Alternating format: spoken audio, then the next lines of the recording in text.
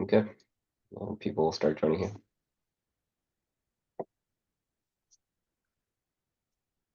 Good morning, good afternoon, wherever you happen to be in the country.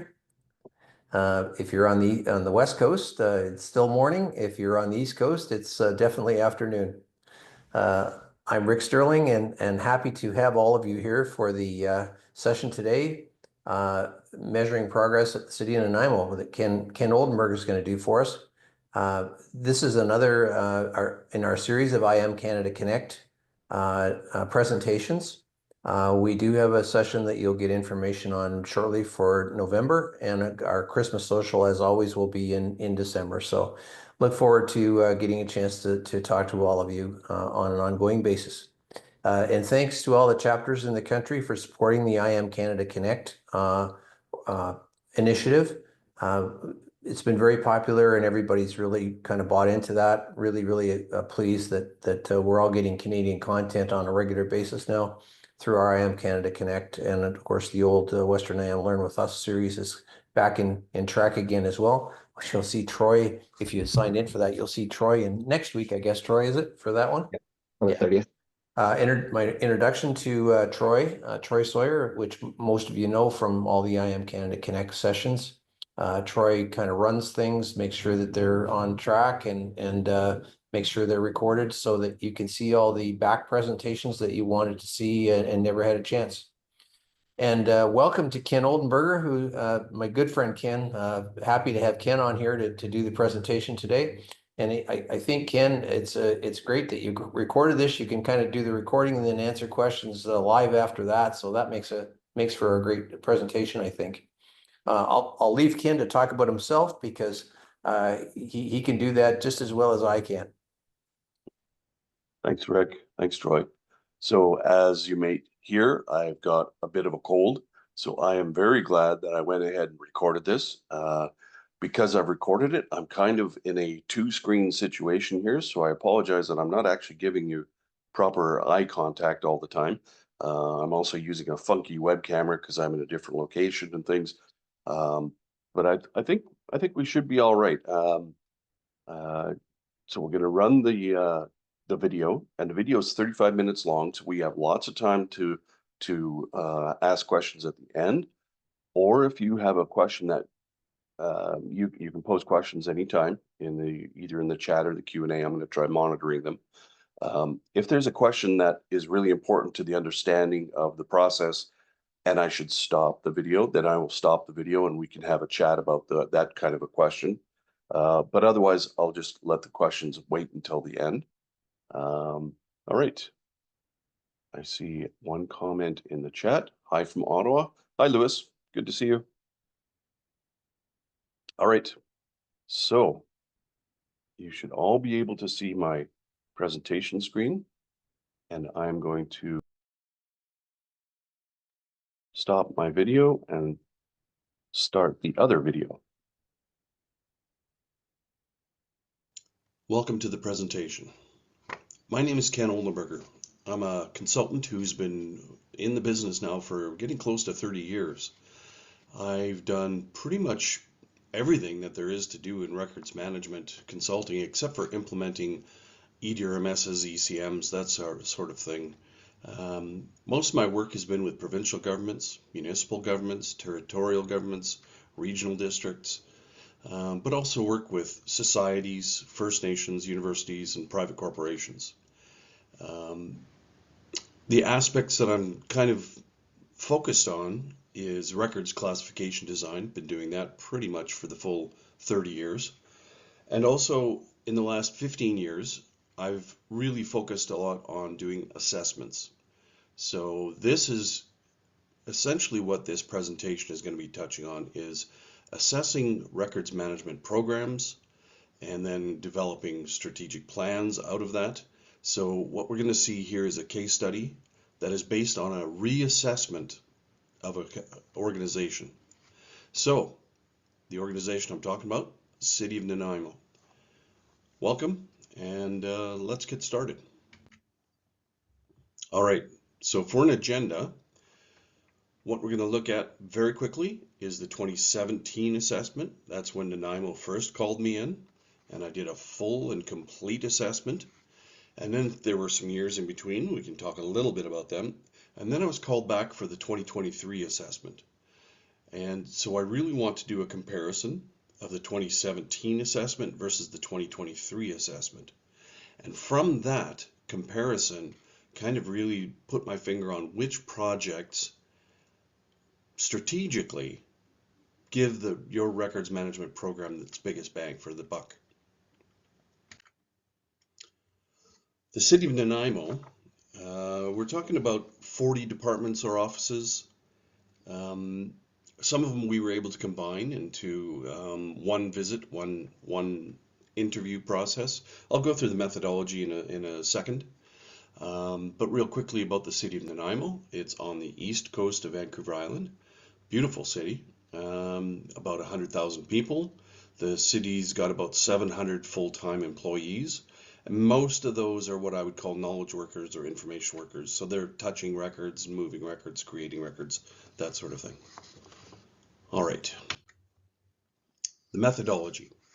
All right. So when I was called in 2017, this is the process that I adopted. And this is a pretty typical process for me to do a records management program assessment. So I start by reviewing RIM documentation. So your bylaws, policies, classification system, your retention schedules, training, all that sort of stuff. But also documentation that impacts information and records. So your freedom of information, information security, backup processes. Sometimes in human resources, you've got some things that have, confidentiality issues, things like that. And then I review corporate documents because I want to see how much weight your records management program actually has been given in the organization at the highest levels. So the strategic plan, the budget, of course the org chart so I can figure out what's going on, that kind of thing. The next step is an in-depth interview with the records management team, and that's really where I get probably at least 50 to 60% of my direct information when I do these assessments. I also meet with the senior management team. This is really important because it helps me to understand the accountability of the organization, so an awareness of where records management program is for the organization. Then I would go in and interview each business unit. I do this with the records team with me because they'll ask you questions that are not relevant to a consultant. Things like, do you know when we're going to get such and such software installed in our office? That sort of thing. That's when the records team fields those questions. And then I go and examine all the electronic and physical file repositories, active and inactive. All right, once all that's done, I take all the data, all the observations and the measurements, and I go back and I crunch them, and I do a draft assessment. The assessment, it's very important. When I use the word assessment, I'm talking at the high level, not at the high level, at the low level, at the granular level, looking at how things add up against the principles, so the generally accepted record keeping principles. I really hope everybody knows what they are. We'll see them worded out in a minute because we're going to be looking at the measurements quite well. I also identify observations that I make, propose strategic plan projects to build your process, and I usually identify some risks that your unique organization may be facing. All right. So, in the 2017 assessment, these were the metrics that I discovered. So, if you're in the yellow, those are pretty good. For a beginning assessment of a records management program, being in the twos, even the low twos, is not terrible. It's not the worst thing I've ever seen. The red ones, however, are disconcerting. So we'll get into that as well. So I wanted to look at protection and availability. So 2.2 and 2.0, why are they slightly into the higher areas? I discovered very quickly that this is because the IT department and the records and information management team were working their butts off to react to the needs of the organization. So protection, of course, protecting the electronic records, and availability, making sure that people had access to the information that they needed. Now, these are not great numbers. Anybody who's worked with the IG principles knows that you want to have a number between 3.0 and 3.5. That's a really healthy state to be in. 3.0 to 3.5 is kind of the target that I would aim for the organizations that I work with. If you're working with organizations like police stations, like oil and gas, pharmacy, other law enforcement like intelligence gathering, you may want to be higher. You may want to be in the 4s. But for most organizations, a 3.0 to a 3.5 is fine. The 1.3 and the 1.4 that we see here for compliance and retention, these are not fine. These are bad. Anything that's in the low ones, these are things that you really need to address and quickly, because there's risk associated with these things. The reason why these two, compliance and retention, were so low is because they had some very bad document management practices. I won't go into the details of those practices, but they were bad. Also, they didn't have any policies and procedures, and the classification system that they were trying to use, frankly, it was busted and had to go. So that's why those were so low. Then accountability. I love this number. This is an interesting one. As a consultant, when I do a full and formal assessment like I did here, if I see accountability in the low 2s, that's actually a really good sign. The reason why it's a good sign is because at the low 2s, it means that there's both a cultural awareness and an executive awareness. So it's not just the people on the ground that know that records management is poor. The actual managers and executive director, CAO, whatever, they're also aware that it's a poor situation. If it's in the if it's in the 1s, what I have found out often is that typically says that there's been one individual who's championing a good records and information management program. And that means that if that person leaves, changes jobs, gets hit by a lottery, whatever, it's at risk of completely stalling the entire records management program. And I've seen that too many times. So if I see a 1.8 in accountability, I start going, oh, this does not look good. This does not look good. I've had multiple assessments that were in the high 1s that were dependent on one individual, possibly 2, and when they left, the whole thing ground to a halt. So I really love to see a 2.2, 2.3 when I do my first assessment.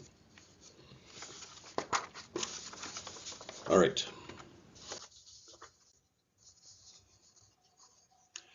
So that was 2017, and those are the measurements.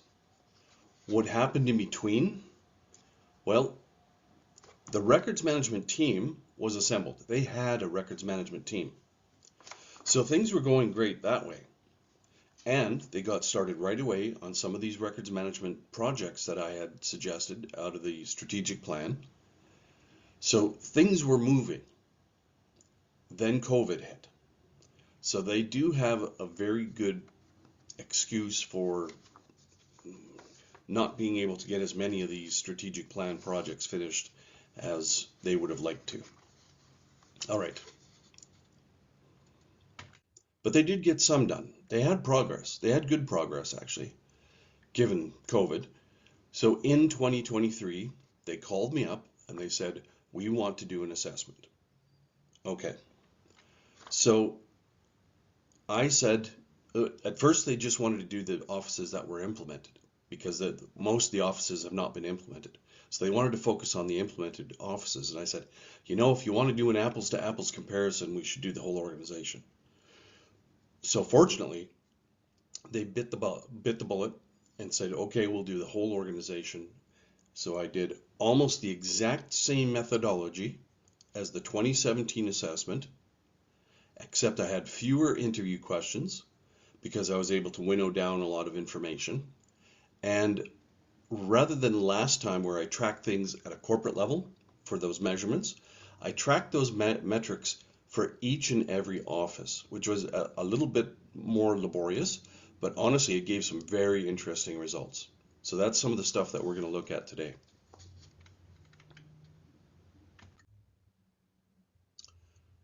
All right, so this is the numbers that I found for the 2023 assessment. If we take a look at this, you see the column on the left. This is the metric that I found for all the offices. So this would be comparing apples to apples with the 2017 results. The middle one is looking just at those offices which the records and information management team managed to go into and actually do implementation. So implementation was, here's the classification system, here we have policies and procedures. They gave some one-on-one time, you know, they chatted with them, got some records management, got the classification system actually implemented on the shared drives and things like this. So some actual implementation of the records management program in these offices. The third column is the difference between all of the offices and just the implemented offices.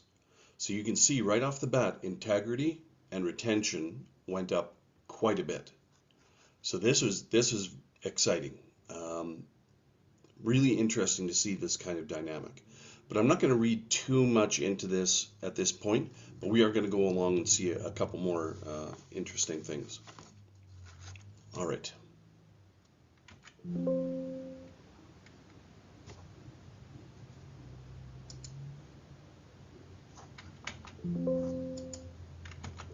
Why is my slide not moving?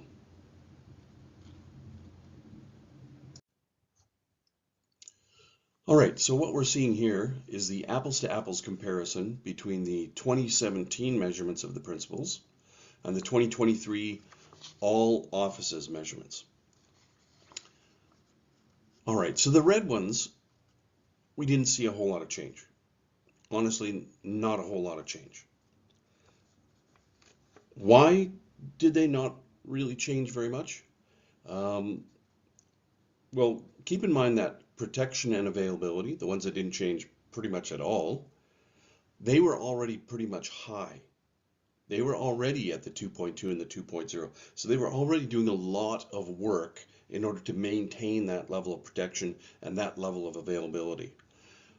What had changed is that they were not working their butts off as much. So it's kind of like a hidden benefit that we're seeing on those two.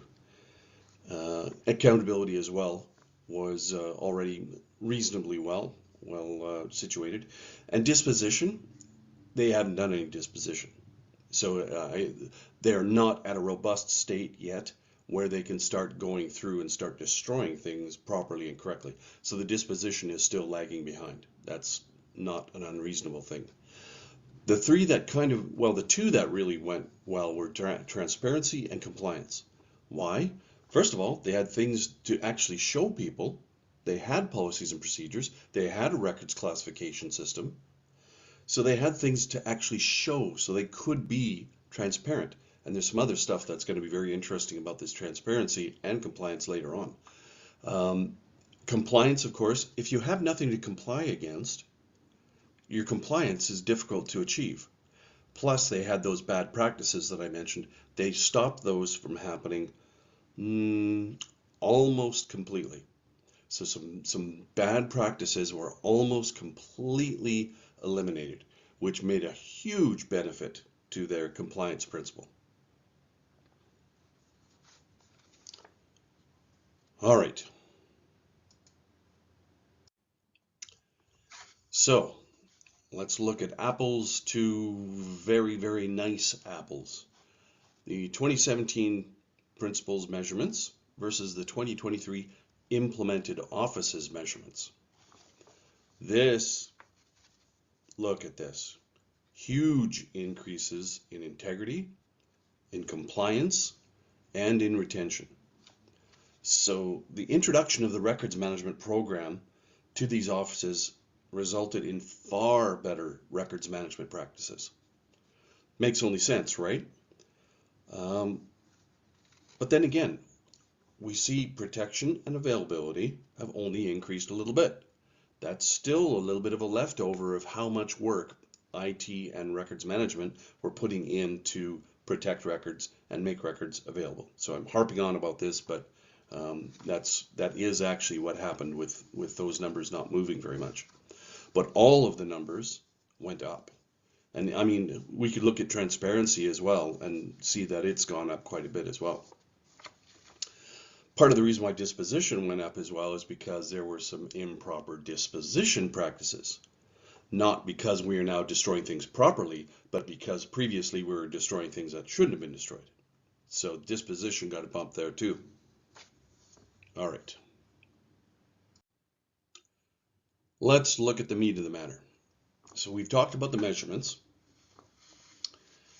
Which projects, so when I say projects, I'm talking about the strategic projects that were recommended in the 2017 assessment and strategic plan.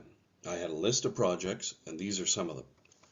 So the projects that they completed from the 2017 strategic plan, first of all, records and information management policies and procedures.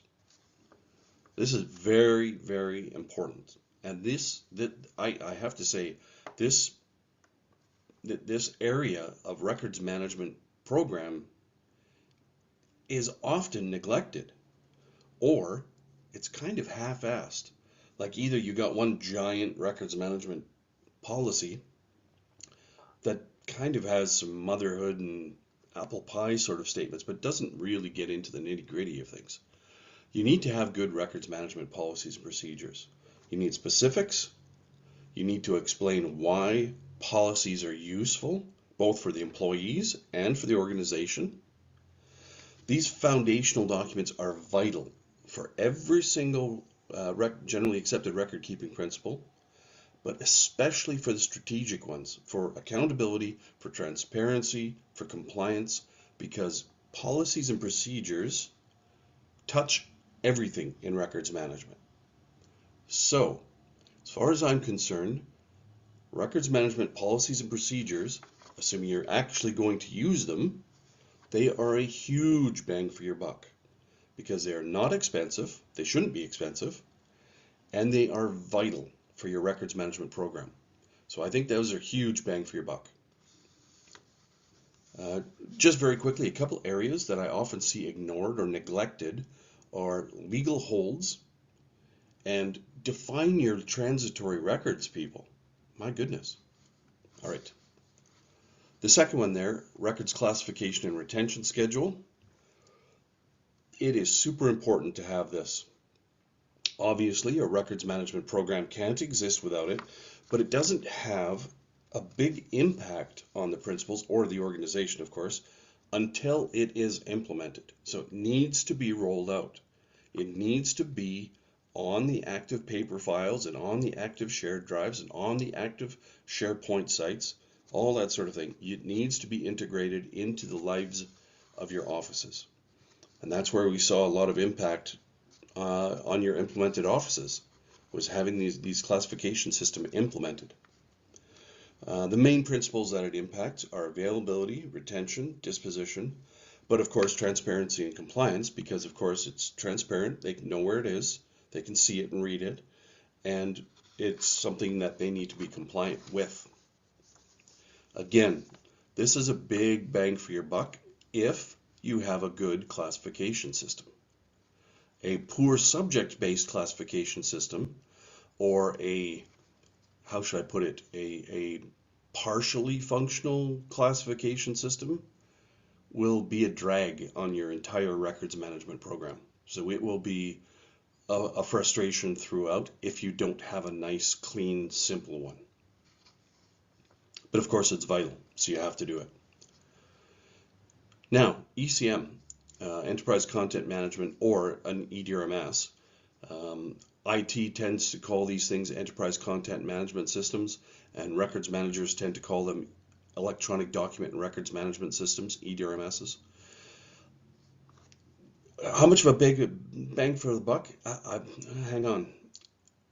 This one, similar to the classification system, it has no impact on the principals or the organization until it's implemented. So it's got to be installed and implemented in each office. A lot of work, expensive. Now, I want to say, hear me carefully, this is a huge buck for a huge bang.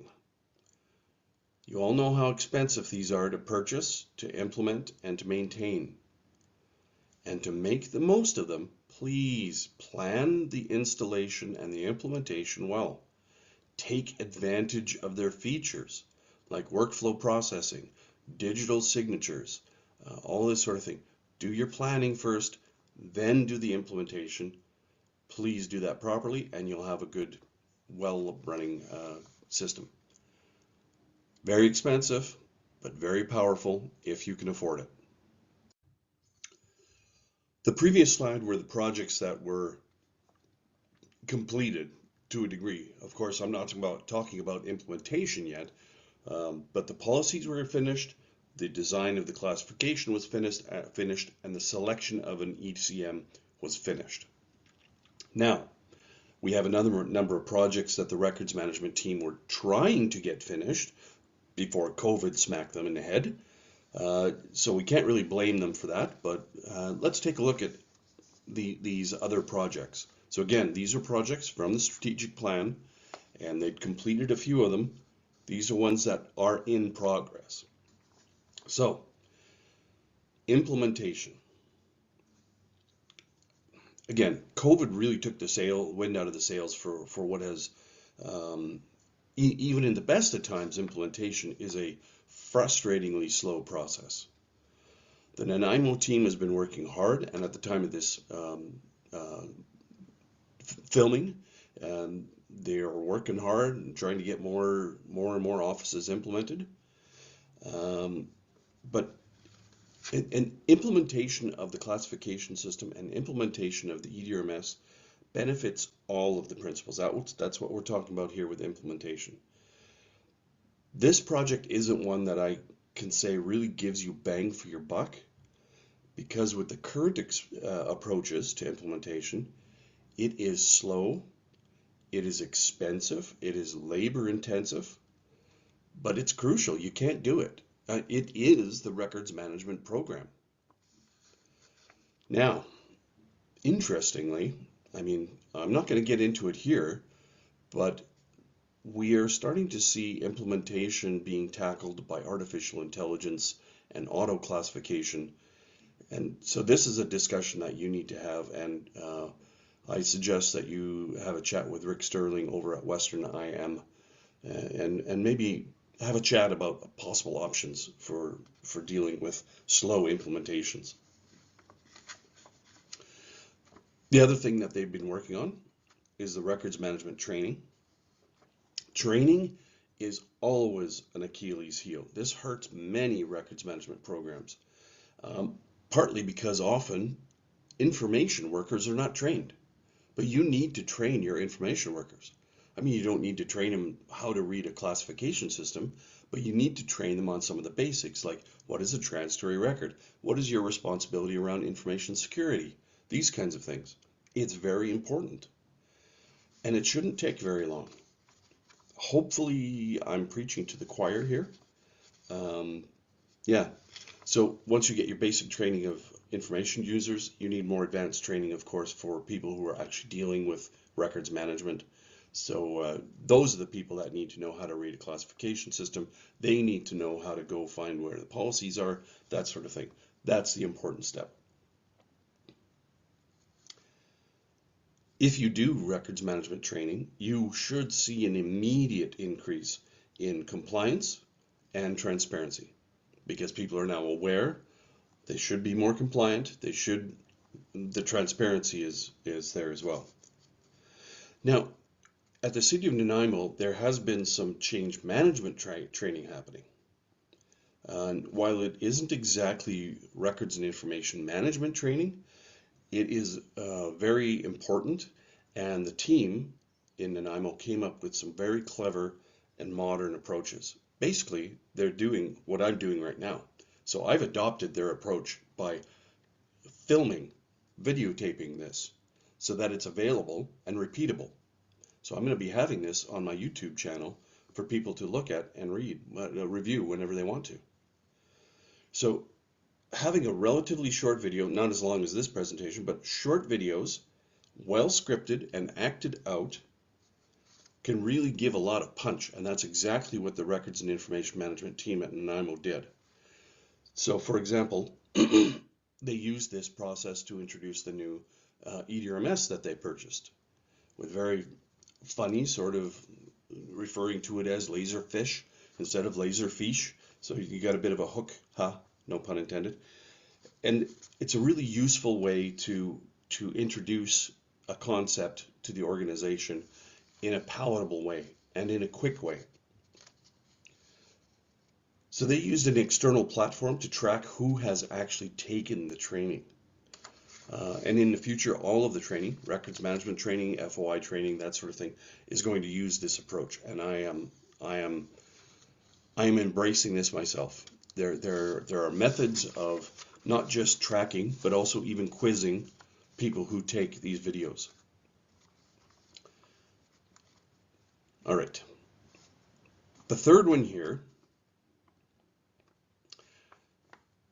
well, going back to the records management training real quickly, having videos is a far, far better approach than gathering a bunch of people together in a hot, sweaty room for an hour so that a Ken Oldenburger can talk at them and put papers in front of their face. A video is far, far better. So pursue that concept and we'll see how things go. Get back to me if you have questions. All right, the third one there, Records and Information Management Manual. All right, I'm going to read this. Creating and updating a RIM manual was one of the projects that I recommended in the 2017 strategic plan, of course. In case you haven't heard of such a thing, a RIM manual basically includes all of the corporate level records management documents, such as, in Nanaimo's case, they had a RIM bylaw. We have the RIM policies and procedures. We have the classification system and retention schedule.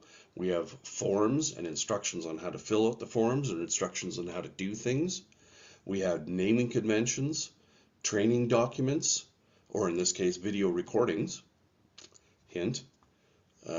Contact information. So if you want to contact an FOI person or you want to contact a records management person, that stuff is in the RIM manual.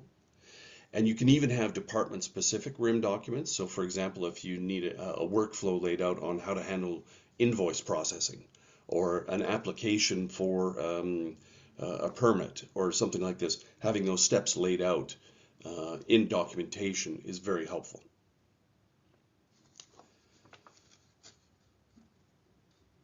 So this RIM manual is a living and growing set of documents because things change. Things change. Your policies and procedures can change. We have a new electronic documents as electronic records as documentary evidence has been updated in 2024. So the policies need to be updated. The classification system should be changing all the time. When you have legal citations that change, they need to change the classification system. So it's a living document, this RIM manual. So here's the one where the City of Nanaimo records management team blew my mind. I've always advocated for using a website to organize and publish a kind of an intranet specifically for records management in the organization. They took it a step further. They developed a user-friendly SharePoint communication site. Now, I'm not a fan of SharePoint for records management, but it is excellent for this kind of use. So their communication sites are very good. The records management team put a lot of work into it. They organized it, and wow, did they get a big bang for their buck. The result is a virtual and very principle-friendly method of collecting and presenting their RIM manual. So transparency, compliance, accountability, all of these things are bolstered by having the RIM manual easily available. super, super important. And since this approach costs almost nothing to develop and to maintain, it is an enormous bang for your buck. As I went through the interviews in 2023 with the various departments and offices, every single office knew of the existence of this RIM communication site. Not everybody knew what was on it, but that doesn't matter. They knew that it was there, and they knew that that's where they would go if they had specific questions or if they need to contact somebody or things like that. Absolutely brilliant. This was a game changer, really. Now, before we look at some screenshots of that RIM manual, I'll just say that a well-organized and accessible manual really boosts your three strategic principles, especially accountability, transparency, and compliance. Super important. All right, let's look at a few pictures here. Okay, so we had, here we go, the virtual RIM manual and RIM team communications. So it's a way of getting in touch with the RIM team. They had what is the records management project. So very important, change management. They are really good at change management, I have to say. So got questions, we've got answers. So there's the contact stuff. Record resources, we'll take a look at that in a second. Laserfiche resources, so everything about the new upcoming EDRMS. The records classification and retention schedule, the newest and greatest version, sitting there easily accessible. And here's the resources, you know, things like how are you handling your physical record storage, all the way down to classifying project files. So, you know, this is just phenomenal. And then they had a place as well for the newsletters. So things like what's happening, what's advancing in records management in the city of Nanaimo. Very, very helpful sort of stuff. I got to say, I am not a change management expert. I'm not. I'm a consultant, so typically I get called up and I walk in and I go, oh, look, there's a hornet's nest in the corner. And I kick the hornet's nest and I go, yeah, those are hornets. This is how, if you want to fix them, give me a call, and I leave. So that's kind of the job that I do. So I really have a lot of admiration for folks who can manage change management. All right. Moving on to the final. Any questions? You can email me or text me, contact me through LinkedIn. I do have a YouTube channel that's going up. Information is poetry. Yeah, feel free to reach out. Thanks very much. I hope this made sense.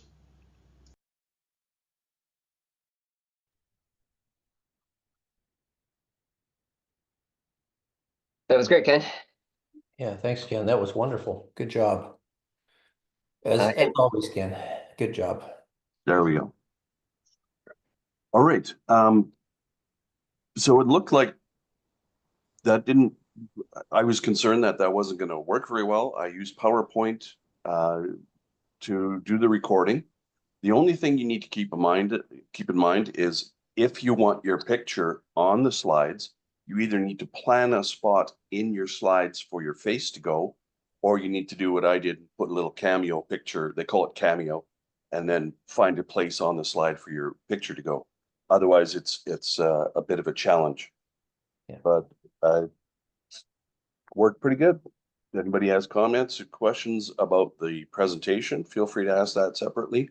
yeah, we do have one there in the Q&A. I can kind of maybe handle these and pitch them at you if you'd like. Sure. First one here is, what's your thoughts on the Microsoft purview for EDRMS? You did mention Microsoft and SharePoint in your presentation there. Do you want to elaborate? So this is an interesting question. I have a good friend, John Weston, who's working on Purview and trying to make it work as a kind of EDRMS light. I am not convinced. He and I disagree on this one a little bit. He still thinks that it can work. Now, I will say that back in 2006, when I first started looking at actually 2003, when I first started looking at SharePoint, it was touted as this is a records management solution, and it wasn't. And then in 2006, Microsoft said SharePoint is records management solution, and it wasn't, and so on and so on. And now, about just before COVID, I was working with a society, and they went to SharePoint Online. So I helped them to do the planning and the organizing and figure out what sites and documents, or sorry, sites, libraries, and then folders, because we did use folders in the libraries. So we had that all set up. And this was just before retention labels really got stuck in. So it was at that point, because COVID hit and everything stopped. So I didn't actually get the retention labels put into their system. So I am not 100% up on Purview. Most of what I've heard is secondhand, but what I've heard secondhand is that it is not going to cut the mustard. Even my good friend John is kind of going, well, there's some things about it that I have to hit it with a hammer to make it work this way, and I have to kind of ignore the fact that it does this and stuff like that. So I am not convinced that Purview can do it. Now, having said that, I might be wrong because I am no longer an expert. I would say I was never an expert on SharePoint, but I'm dubious. So opinion, not fact. Okay. Yeah, I think it is an interesting question, and maybe if I could just kind of chat about that for a second. I think it's an important question because I hear that comment across the country over and over and over again. And there are actually three methods of working with Microsoft in for records and information management. One is to use Microsoft tools specifically, which is Purview basically. The issue seems to be with some people that it takes quite a lot of horsepower to figure out how to use the Purview application correctly. There's a lot of complexity there involved, and also it requires E5 licenses, Microsoft E5 licenses, which raises the bar on the annual licensing cost with Microsoft as well. So that's that side of it. There are people that specialize in Purview, and we know them, and they're very good at that. The other two options are an add-in to Microsoft application, Collabware, Gimel. There's a couple of options there that do that kind of job. Mostly what I see is larger clients that have done that add-in method of getting that done in their organizations, and somehow the minimum numbers of licenses is high enough that it would kind of preclude it for smaller organizations for sure. The third option is, of course, manage in place. And I mean, not because that's our chosen method of dealing with it, but in essence, manage in place means you manage all the repositories in place. You manage SharePoint, team sites, OneDrives, shared drives, and or physical records as well, all from externally outside of that Microsoft 365 application. And I guess my preference for manage in place is just because the records and information management people can control their own destiny basically more than they can with the Purview side of things. Because in Purview, you do need dedicated IT support to make that stuff happen.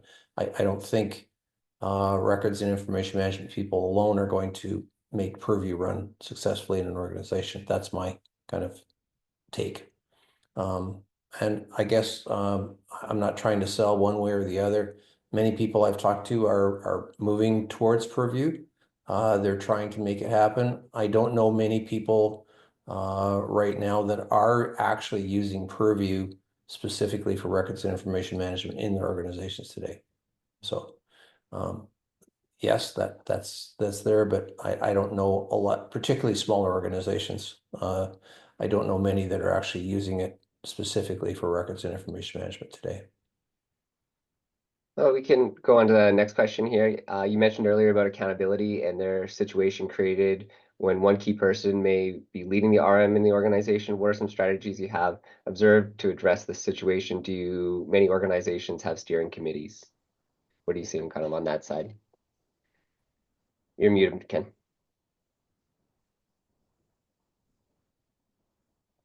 Thank you. I keep coughing, so I keep muting myself. Yep. So the kinds of organizations that I work with are generally small to what I would consider medium sized, like the City of Nanaimo is about medium sized. Um, I don't deal with like City of Vancouver and things like that. Um, so these folks, if we're dealing with medium size like City of Nanaimo, they almost always have a team in place. So it's usually at least two people that are kind of doing things, and they're usually incorporating FOI in there, and then that's all right. When we start getting to smaller organizations like villages or societies or First Nations, um, they're usually much more vulnerable to only having one person kind of in charge of the organization's records management and driving the kind of championing. That's the word of the 80s, championing the records management program. And when that person leaves, it's very difficult. Um, the only strategy that works is to gain more champions. Um, and that's not easy. It's very difficult in small organizations. I have I ever seen a steering committee? Not really. Not in the organizations that I work with. Like they'll have their kind of records management team, like I mentioned, dealing with records management and FOI, and that's their team. Um, but that's not a steering committee. Um, Nanaimo almost had one. Like we had the IT guy, and we had a project manager, and we had the records manager. But that was specific to the project of assessment, specific to the project of obtaining an EDRMS, that sort of thing. So it's a project committee rather than a steering committee. Yep. I can see Donna's other questions here, so I'll just Ken, keep maybe I going. could just add something to that a little bit too, is just for those people that aren't aware, ARMA has information governance, a lot of information on information governance, which is another realm of that kind of information management spectrum. And they have been, they have been working in the Content Development Committee on the IGIM, the Information Governance Implementation Model, version 2.0 or 2.1 actually at this point, and they're now moving into a 3.0 kind of implementation strategy too on the information governance side. So just that they're what Ken has been talking about today is the ARMA principles, which you can get for free off the ARMA.org website. So those of you that don't know as much about the ARMA principles, please go and pull that down. It's kind of a lot of information there. The next level, of course, in large organizations is the information governance model. And again, go pull it down. There's also an information governance professional certification as well, designation that a person could look at going to. So just added value there for information from ARMA International. Very good. So I'm reading Donna's next question. Were the Nanaimo staff able to show senior leadership performance measures that could demonstrate what they achieved, and what did they want to highlight? So absolutely, this is having those measurements is that is gunpowder for your cannon. And I won't go into details, but the city of Nanaimo went through some troubled times, and being able to walk up to them with some metrics and say, this is where we're failing, this is where we need to be, this is where we're not doing so bad. That really helped them to not just justify their existence, but also to say, this is why we need these budget numbers. Because I mean, frankly, lots of times it comes down to budget because you need staff. So they were able to actually increase their team and do extra training for their team. So some really beneficial sort of stuff. Now, what did they highlight? Um, so they were highlighting where they were failing and where they were not doing so bad and what needed to change. That was in the 2017 assessment. In the 2023, of course, they're able to highlight the changes. So this is what has changed. And then being able to look at these different projects and say, this is the project that caused a lot of the change in compliance and transparency. This is the changes that helped us with retention. Our project around this did that. Very, very helpful for them to say, this is where we're doing well. We still need to work on this. Obviously, implementation, like their the numbers that were in their implemented offices were really quite healthy. They're heading in the powerful direction. They're not in the threes yet, but they're heading in that direction. So if they can get their implementation finished, they should see those numbers increase across all of the organization. But that's time and money. So that they need to say, this is going to take a long time because implementation is bloody slow, and they're acting as a SWAT team going in and hitting, like, okay, HR, you're next. So we're coming in, we're going to talk to you, we're going to organize things, we'll talk to you, all that sort of stuff. But it takes a long time, like years, for an organization of Nanaimo size. And that's with a good sized team. Like they have 4 to 5 people who can do FOI and records management and are focused on this sort of stuff. So they were highlighting the changes and where they're at, where they need to go, that sort of thing. Your next question is, who assigned the numerical values for each of the GARP principles? Oh, can't say GARP, sorry. I did. So I built out laboriously over the last 15 years, customized a number of questions. And actually this is related to something I was going to show, but this is some of the stuff that I started working with first with Western IM, and we tried to use the questions that were assigned by ARMA International, and they did not work. They unfortunately failed to produce accurate numbers. They were giving us measurements that were, I'm being nice, they were not accurate. So we had to discard those, and I started from scratch. I went through each principle and each kind of description in the maturity model, like they have examples and all that sort of stuff. And I built questions backwards from that stuff. And that's what I've used for the last 15 years, and I've refined it. And even still, there is a bit of a, how should I put it? It's a bit of an art.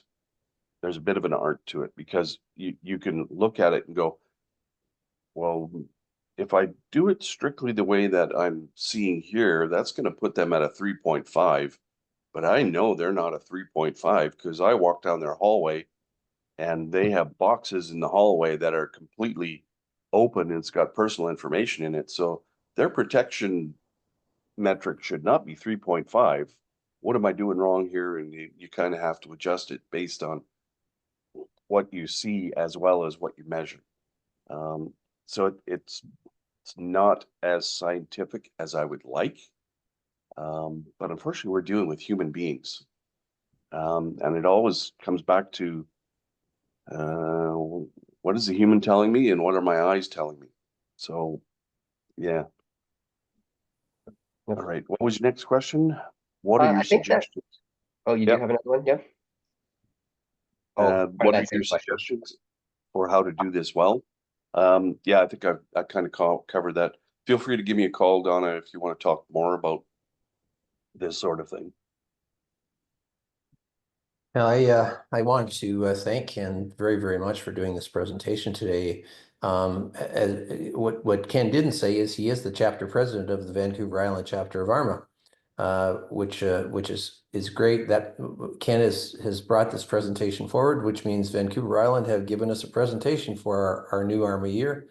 Donna Malloy, who was asking very good questions here as well. Donna actually brought the first presentation forward for the Edmonton chapter in September. So we're bringing presentations forward here. Louis Eisen will be doing the next presentation for November. And Louis is loosely associated with all the time with the Ottawa chapter of ARMA. And that will mean that they would have a presentation, even though Louis is dedicated to doing it. I wanted to thank everybody for showing up at the sessions on a regular basis. We get really good numbers for all of these sessions, and we so appreciate it as an ARMA group in Canada. Please keep on coming. If you aren't attached to your chapter in any way, shape, or form, try to be. Many of the chapters are looking for people to help with committees and/or board positions. If you are able to and want to kind of get into the game a little bit more in the Canadian community, then you should do that. Reach out to your chapter folks that are close to you. And again, just thank you all for attending the IMCanadaConnect series.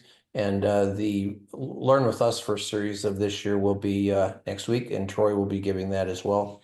So if you haven't got any information on that and you'd like to be signed up for those things, if you go to the Western IM website, westernim.com, you can actually sign up for some of this right on the Western IM website.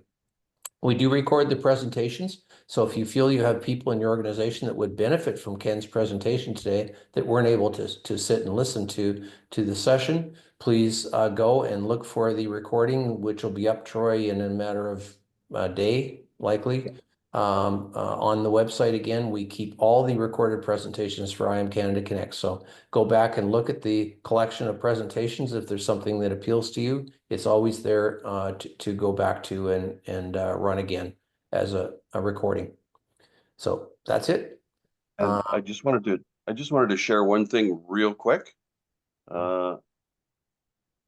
This is 14 years ago.